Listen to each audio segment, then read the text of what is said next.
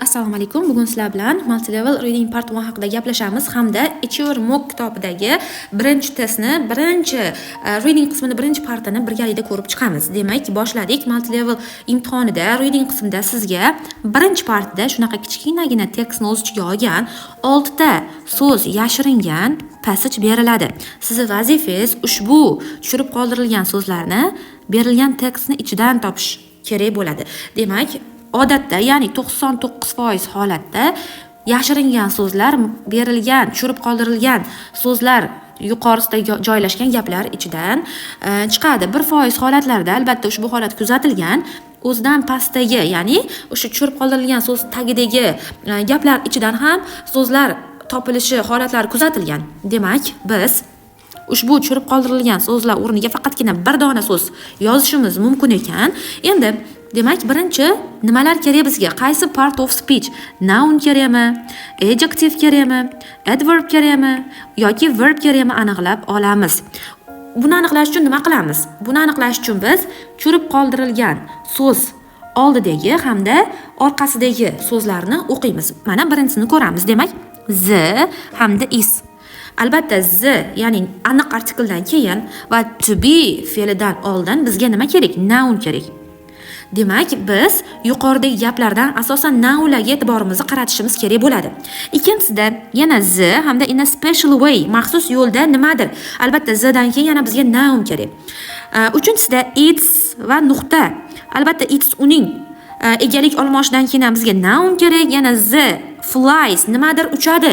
Albatta, bu yerda ham bizga noun ofdan keyin ham e'tibor beramiz. Albatta, noun kerak hamda yana oxiridagi 6-chisida the artikldan keyin albatta noun kerak. Bizda ushbu 6 ta tushirib qoldirilgan so'zlarga nounlarni topib olishimiz kerak bo'lar ekan. Ana endi birinchi texnika. Siz tushirib qoldirilgan so'zlarni so'z gapini o'qiymiz. Bonus tipda gapni o'qib chiqamiz. The fastest way to travel in the is from tall tree to tall tree.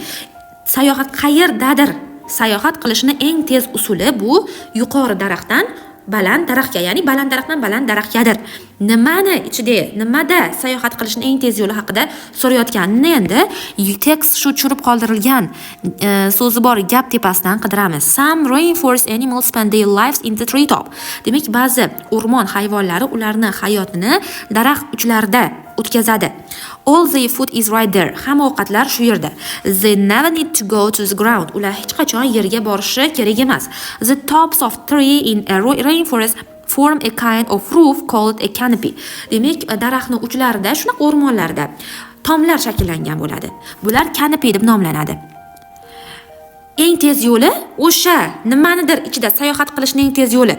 Demak, bizga bitta oldingi gapda nima haqida gap ketgan? Canopy haqida gap ketgan. Demak, canopy degani o'rmonlardagi yangi so'zlarni ham yozib ketamiz. Canopy bu o'rmonlarda yuqori qismi, daraxtlar uchidagi o'sha yuqori qismga nisbatan canopy ishlatiladi. Demak, canopyda sayohat qilishning eng tez usuli. To'g'ri javobimiz so'zimiz canopy bo'ladi. Ikkinchisini o'qiymiz. Demak, some rainforest animals glide through this something in a special way. Demak, ba'zi o'rmon hayvonlari glide degan o'zi sirpanmoq. Demak, glide so'zini ham yozib qo'yamiz. Glide sirpanmoq, demak, maxsus yo'l bilan nimadir orqali uchadi, ya'ni sirpanib uchadi. Nima orqali sirpanib uchadi maxsus yo'l bilan? Yuqorida gaplarni yana bitta ko'rib chiqamiz. Hamma so'zni biz ko'rib chiqdik. Endi bir boshdan qo'yamiz. Demak, rainforest animals spend their life in the treetop.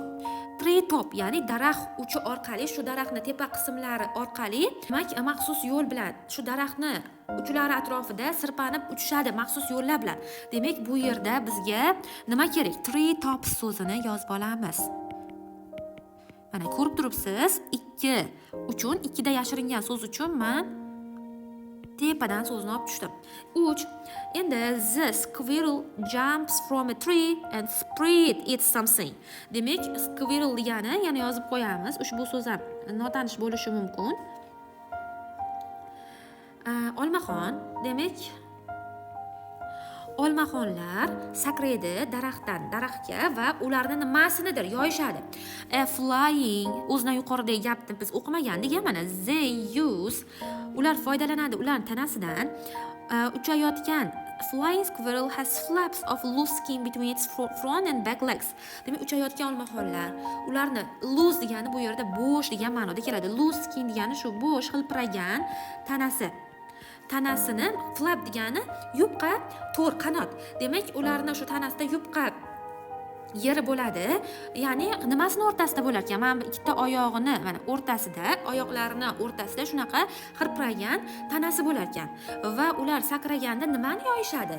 E'tibor bering, mantiqan e'tibor beramiz. Qanotni yoyishmas ekanda, ularni mana leg, ya'ni oyoqlarini yoyishadi. Natijada mana bu flaplar ular ushlab qoladi.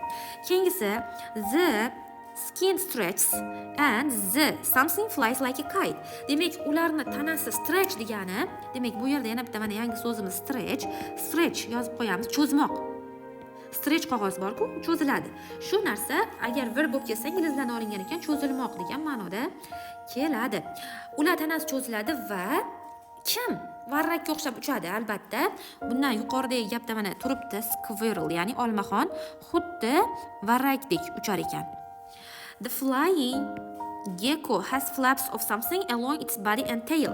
Demak, uchadigan mana bu gecko degani kaltakesak turi. Gecko. Demak, ushbu uchadigan kaltakesak ham uni qanotlari mana to'ri bor ekan, flaplari bor ekan, uni tanasi va dumi o'rtasida. Flap of something. Demak, yuqoridagi gapga e'tibor qaratadigan bo'lsak, mana bu yerda ham xuddi flap degan so'z berilgan. Ba'zan xuddi shu so'z matnda ichida ham berilgan bo'ladi. Mana flap of skin. Biz loose skin yoza olmaymiz, chunki bizga faqatgina bir dona so'z kerak. Shuning uchun skin so'zini yozamiz. Endi they carry the frog through something.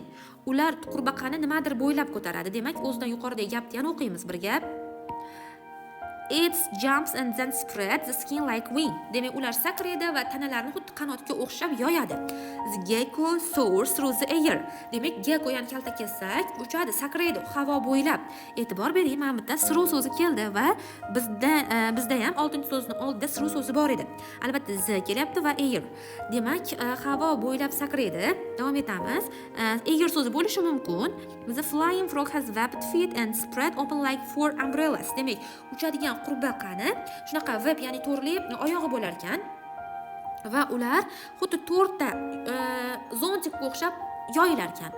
Ular qurbaqani havo bo'ylab ko'taradi. Demak, bu yerga air so'zi mana xuddi shu tarkib bu yerga ham to'shadi. Air so'zi to'g'ri javob bo'ladi. Ko'rib turibsiz, mana tekstni ishlab javoblarini yozib chiqdim. Odatda nima deydi? Vokabulariga ko'proq e'tibor qaratmaymiz, chunki so'zma-so'z tarjima qilsak bizni vaqtimiz cheklangan, biz ulgurmaymiz. Shuning uchun iloji boricha part of speechlarni aniqlab, qaysi so'z turkumi kerakligini biz albatta tarjimalarsiz ham aniqlay olishimiz mumkin va maksimalniy to'g'ri keladigan, o'zidan yuqorida joylashgan gaplar orasidan shu to'g'ri mos keladigan part of speechni qo'yib tekstni ishlashimiz mumkin ekan. Demak, bugungi reading part 1imiz ushbu tekstni analiz qilish edi. Sizlar bilan analiz qildik. Keyingi videolarda albatta qolgan partlarni ham birgalikda ishlaymiz. Xayr, salomat bo'ling.